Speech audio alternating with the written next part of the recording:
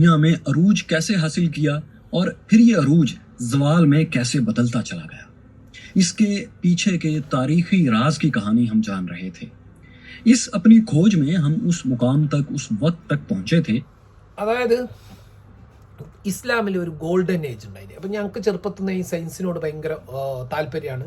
പക്ഷെ എനിക്കൊന്നും തലയിൽ എഴുതാനും വായിക്കാനൊന്നും അറിയില്ല. ഞാനിപ്പോൾ 25 കൊല്ലം എൻ്റെ വീടേക്ക് വരുന്നത്. എന്നാലും ഞങ്ങൾക്ക് റോഡ് തെറ്റിപ്പോവും. ഞാൻ എന്നെ വിലയിരുത്തുന്ന ഒരു ഡിസ്ലെക്സിയാണ്. ഞങ്ങൾക്ക് ചില കാര്യങ്ങൾ ഭയങ്കര ഇൻട്രസ്റ്റ് ആണ്, മറക്കൂല. പക്ഷെ ചില കാര്യങ്ങൾ എൻ്റെ തലക്ക് കയറൂല. ഞങ്ങൾക്ക് ഇംഗ്ലീഷ് എഴുതാനോ മലയാളം എഴുതാനോ മലയാളം പഠിക്കാൻ എത്രയോ ശ്രമിച്ച് എത്രയോ കൊല്ലം പറ്റുന്നില്ല. ഞങ്ങൾക്ക് എ കയറിയ പിന്നെ സി കയറിയ പിന്നെ ബി, ഒരു ഹാർമണിയില്ല. പക്ഷെ ഞങ്ങൾക്ക് കേട്ടറിവ് ഭയങ്കര ഇതാണ്, താല്പര്യമാണ്. അത് കേട്ടപാട് ഓർമ്മയുണ്ടോ പിന്നെ മറന്നു. അപ്പം ഞങ്ങൾക്ക് ഓർമ്മിക്കാൻ വേണ്ടിയിട്ടാണ് ഞങ്ങൾക്ക് താല്പര്യം. ഇപ്പം പല കാര്യത്തിനോട് ഇൻട്രസ്റ്റ് ആണ്. അപ്പം ഈ ഗോൾഡൻ ഏജ് എന്താണ്, 400 കൊല്ലം, 9th സെഞ്ച്വറിയിൽ നിന്ന് 12th സെഞ്ച്വറി വരെ. അപ്പോൾ പല സയൻറ്റിസ്റ്റുകളും ഉണ്ടായിന്, ഇന്ന് കണ്ടുപിടിച്ചു. അപ്പോൾ ഞാൻ എൻ്റെ ബാക്കിൽ ഇങ്ങനെ 4-5 കൊല്ലം ഇങ്ങനെ യൂട്യൂബ് നോക്കുന്നു. അപ്പോൾ കുറേ കാര്യങ്ങൾ ഇങ്ങനെ ബാക്കിൽ പോകുമ്പോൾ അത് തീർന്നേ ഇല്ല. അപ്പം ഞാൻ ഓരോരോ കാര്യം ഓരോരാളെ നിന്ന് എടുക്കുന്നതാണ്. ഇതിപ്പോൾ പിന്നെ ഫൈസൽ വാരിച്ച് എന്ന് പറഞ്ഞിട്ട് ഇയാളെ ഹിസ്റ്ററിയാണ്, ഇയാളെ നിന്നാണ് ഞാൻ പിന്നെ ഹിസ്റ്ററി എടുക്കുന്നത്. നിങ്ങൾക്ക് എന്താക്കാം, ഡയറക്റ്റ് പോയിട്ട് ഇന്ത്യ അറിയുവാണെങ്കിൽ കേൾക്കാം. നല്ല എന്താ പറയുക, 8 ലക്ഷം ആൾ ഇയാൾക്ക് ഫോളോവേഴ്സ് ഉണ്ട്. അപ്പോൾ ഇയാളെ golden age, Islamic golden age എന്ന് അടിച്ചാൽ വരും പാർട്ടായിട്ട്. അപ്പോൾ ഞാനിതിന് എളുപ്പത്തിൽ കൺവേർട്ട് ആക്കുന്നു. അറിയുന്ന ആൾ നല്ല വൃത്തിയിൽ ഉണ്ടാക്കുക. എൻ്റെ എന്തൊക്കെ തെറ്റ് പറ്റിയെങ്കിൽ തിരുത്തി തരാം. എൻ്റെ വക ഒന്നുമില്ല. ഞാൻ മൂപ്പർ പറയുന്നതിന് പിന്നെ മലയാളത്തിലേക്ക് ആക്കിയിട്ട് പറയുന്നത് എനിക്ക് കേൾക്കാൻ തന്നെ. ഇപ്പോൾ ഗോൾഡൻ ഏജ് എന്ന് പറഞ്ഞാൽ ഈ 400 കൊല്ലം എന്ത് സംഭവിച്ചു എന്ന്. അതായത് സൽമാൻ എന്ന് പറയുന്ന ഒരു രാജാവ് ഉണ്ടായിനി യൂറോപ്പിലെ ജർമ്മനി, ഇപ്പോൾ ഉള്ള ജർമ്മനി അന്നത്തെ. അപ്പോൾ അവർ ആ സ്ഥലമെല്ലാം പിടിച്ചെടുത്തിട്ടായിട്ട് ലാസ്റ്റ് പിന്നെ റോമൻ എംപയറായി ഒത്തോ. ആ സമയത്ത് അറബിൽ ആദ്യം പ്രവാചകൻ, അതിൻ്റെ ശേഷം പിന്നെ ഖലീഫ, 4 ഖലീഫമാർ ഭരണശേഷം മുആവിയൻ്റെ കാലത്ത് പിന്നെ അവിടെ കുറച്ച് ഫിലോസഫിയിലേക്കും പോകേണ്ടി വരും. അവിടെ ആദ്യം അലി റളിയല്ലാഹു അൻഹുവിൻ്റെ യുദ്ധകാലത്ത് ആദ്യം പിന്നെ ഖവാരിജ് എന്ന് പറഞ്ഞിട്ട് ആദ്യത്തെ ഒരു ഗ്രൂപ്പ് ഉണ്ടായി.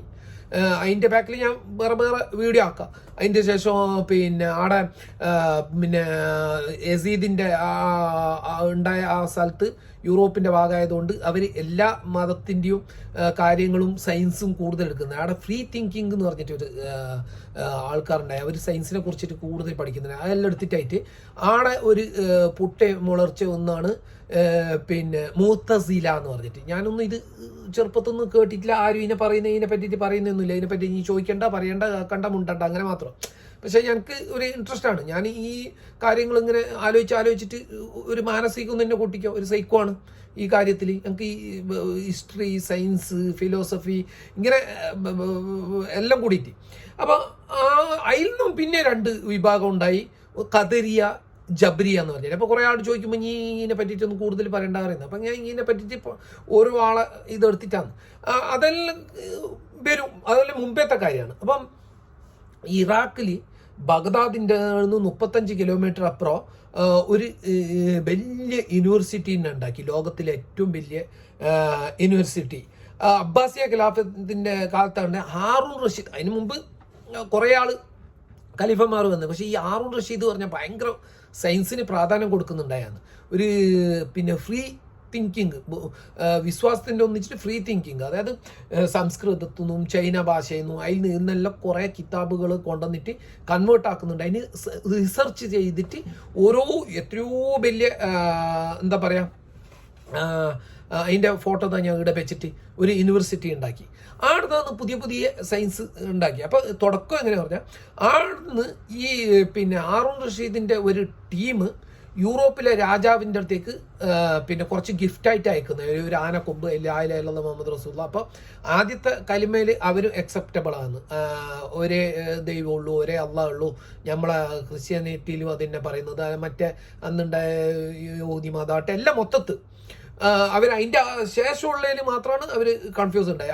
ആ സമയത്ത് അവർക്കൊരു വലിയ ക്ലോക്ക് ഈ ഹാറൂൺ റഷീദ് ഈ ഷാമിൽ രാജാവിന് ഒരു ക്ലോക്ക് കൊണ്ടുകൊടുത്തു. ഞാൻ ഈ പറയുന്ന പേരിൽ സ്പെല്ലിങ് അങ്ങോട്ടും ഇങ്ങോട്ടെല്ലാം മിസ്റ്റേക്ക് ഉണ്ടാവും, നിങ്ങൾ തിരുത്തി തരാം. ഓക്കെ, നിങ്ങൾ ഇങ്ങനത്തെ നല്ല നല്ല വീഡിയോ ആക്കുക. എന്നും ഈ വാഗ്വാദവും ഒരു മതത്തിൻ്റെ ഉള്ളിൽ പല വിശ്വാസത്തിൻ്റെ ഉള്ളിൽ പിന്നെ പല വിശ്വാസം, പിന്നെ തർക്കങ്ങൾ, ഇങ്ങനെ ഉള്ള കുറേ ഇൻട്രസ്റ്റാണ്. അതൊന്നും തെറ്റ് ഞാൻ പറയുന്നില്ല. ഓരോരാളെ ഇൻട്രസ്റ്റാണ്. ഓരോ ആൾ ഓരോ ഭാഗത്ത് പോകുന്നു. ഇപ്പം കളീൻ്റെ ഭാഗത്ത്, കളിയിൽ നമുക്ക് കുറേ റവന്യൂ ഉണ്ടാവും. കളി വേണം, മീൻ പിടിക്കാൻ പോകുന്ന ആൾ അതും വേണം, പെയിൻ്റ് അടിക്കുന്ന ആളും വേണം, കാർ ഉണ്ടാക്കുന്ന ആളും വേണം, സയൻറ്റിസ്റ്റും വേണം, ഡോക്ടറും വേണം, എല്ലാം വേണമല്ല.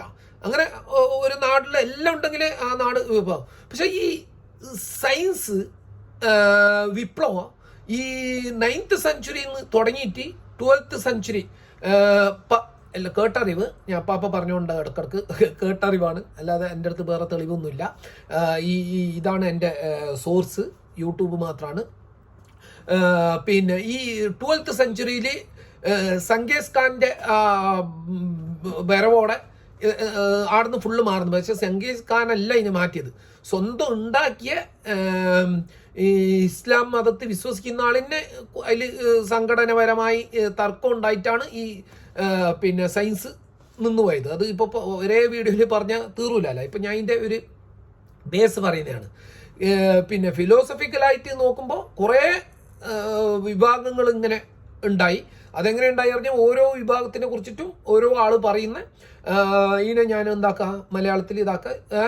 പിന്നെ അപ്പം ഈ എന്തുകൊണ്ട് നമ്മളെ സയൻസ് നിന്നുപോയി? ആ ഒരു ലോക അത്ഭുതം എന്ന് പറയുന്നത് ഈ ഹാറൂൺ റഷീദ് പിന്നെ സൽമാൻ രാജാവിന് സൽമോൻ സ്പെല്ലിംഗ് നമുക്ക് കറക്റ്റ് അറിയുന്നില്ല. ഇപ്പം കൊടുത്തയച്ച ഈ ക്ലോക്ക് വള്ളത്തിലാണ് നടക്കുന്നുണ്ടായത്. 1 മണിയാകുമ്പോൾ ഒരു കുതിര വരും, 2 മണി. ഇപ്പോൾ ഫ്രാൻസിലും ഇംഗ്ലണ്ടിലും അതിൻ്റെ സൂക്ഷിച്ചിട്ടുണ്ട്, അതിൻ്റെ ഡയോഗ്രാം എല്ലാം ഉണ്ട് എന്നാണ് ആര് ഈ മൂപ്പർ പറയുന്നത്. ഫൈസൽ, ഞാനിതാ ഒന്നുമില്ല, അതങ്ങ് നോക്കിയോ, ഇവരെ വാണ്ടിക്ക് അടിച്ചിട്ട് നോക്കിക്കോളി, ഇവരെ ഇന്ന് ബാക്കി ഡീറ്റെയിൽസ് കിട്ടും.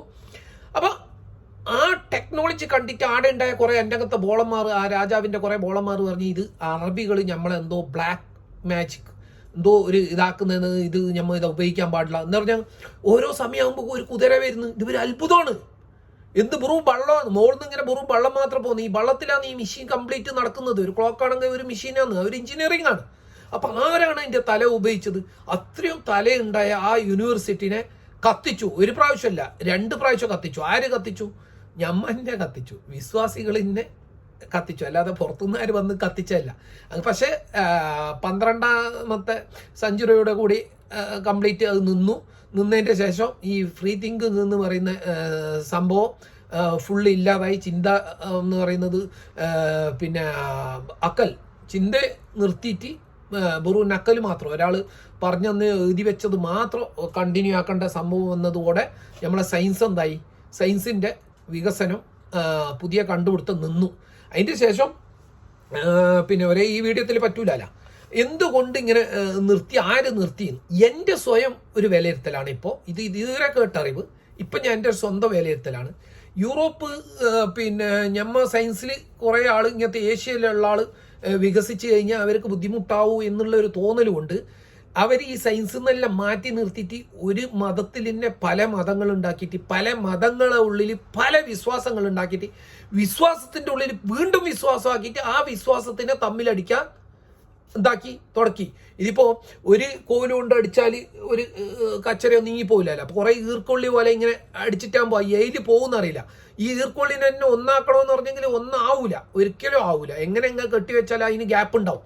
അതുപോലെ ഫുള്ള് ഞമ്മ വിശ്വാസത്തിൻ്റെ ഉള്ളിൽ തന്നെ തമ്മിൽ എന്തായി, ഞമ്മ പിന്നെ ഇതേ ചർച്ചയിലായി. ഈ ചർച്ചയും ഈ ബുദ്ധിയും ഓരോ മതപണ്ഡിതന്മാരെ ബുദ്ധിയല്ലോ എന്താണ്, ചെറിയ ബുദ്ധിയും ചിന്താഗതിയാ. ആ ചിന്തയും ബുദ്ധിയല്ലോ പിന്നെ ഇങ്ങനത്തെ കാര്യത്തിന് ഇട്ടില്ലെങ്കിൽ ഈ പിന്നെ 9ാമത്തെ സെഞ്ച്വറിയിൽ നിന്ന് 12ാമത്തെ സെഞ്ച്വറിയിൽ ഉണ്ടായ മൂത്തസില ഉണ്ടാകുന്ന സമയത്താണ് ഏറ്റവും കൂടുതൽ പിന്നെ ഈ സയൻസ് വളർന്നത്. അപ്പോൾ ഈ മൂത്തസില എന്താണ്? മൂത്തസിലാന്ന് പിന്നെ ഈ ജബറിയ ഖദറിയ എന്തെന്ന്. അതിൻ്റെ ശേഷം എന്തായി? എൻ്റെ വലിയ വിഷയമാണ്. അപ്പോൾ ഇത് 10 മിനിറ്റായി. ഞാൻ 10 മിനിറ്റിൻ്റെ വീഡിയോ ആണ് ഇരുന്നത്. ഇതിപ്പോൾ എൻ്റെ സെക്കൻഡ് വീഡിയോ ആണ്. എൻ്റെ എന്തെങ്കിലും ഉണ്ടെങ്കിൽ ഇങ്ങനെ തിരുത്തി തരാം. നിങ്ങളുള്ള അറിവ് എനിക്ക് പകർന്നു തരിക. എനിക്ക് എങ്ങനെ യൂട്യൂബ് വീഡിയോ ആക്കണമെന്ന് വരെ അറിയില്ല. ഞാൻ ജസ്റ്റ് ഇവിടെ ഇങ്ങനെ ഇരുന്നിട്ട് ആക്കുന്നു. അപ്പോൾ എല്ലാവരും സബ്സ്ക്രൈബ് ചെയ്ത് ഫോളോ ചെയ്യുക please. Thank you. RB follow.